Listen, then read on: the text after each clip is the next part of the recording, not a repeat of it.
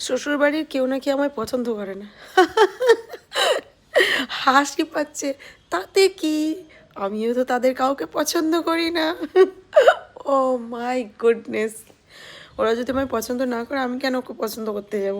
আমি কোনসা ওদেরকে চিনি আর পরাঠা ভাবি, ও কোনো আমাকে চিনি আর পরাঠা লাগে না, তো আমিও ওদেরকে অতটাই হেট করি।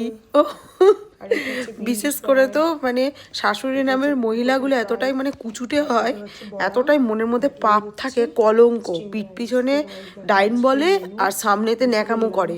বিয়ের 3 দিন হতে না হতেই যে শাশুড়ি বলে আমার ছেলেকে আঁচলে ঢুকিয়ে নিয়েছে, সে শাশুড়ি কোনসা ভালো হয়?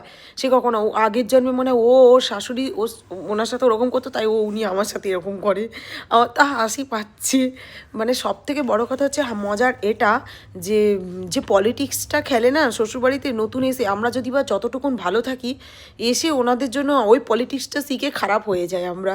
আর যতটুকুন বলে না যে মায়ের বাড়ি থেকে কি কোনো বাপের বাড়ি থেকে শিক্ষা পাইনি, যে যেটুকু ভালো শিক্ষা আমরা ব্যবহার করি সেটা হচ্ছে আমার মায়ের বাড়ির, আর তারপরে যে শিক্ষাটা ব্যবহার করি সেটা হচ্ছে শ্বশুরবাড়ির। মানে খারাপটা অবভিয়াসলি ওখানে গিয়েই শিখেছি নিজের জন্য লড়াই করতে। কি হাসি।